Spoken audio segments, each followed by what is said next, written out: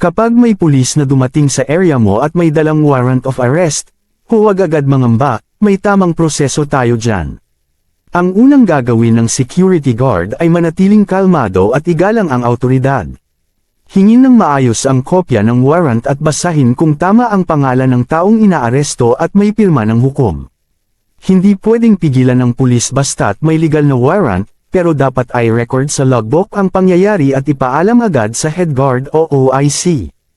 Halimbawa, dumating ang PNP at may warrant laban sa isang empleyado sa loob ng branch. Ang guard ay tutulong sa maayos na koordinasyon, hindi sasama sa pag-aresto, kundi mag-oobserba at magsusulat ng incident report. Layunin nito ay mapanatili ang kaayusan, transparency, at legal compliance sa operasyon. Ang guard ay tagabantay ng seguridad, hindi hadlang sa batas, kundi katuwang sa tamang proseso.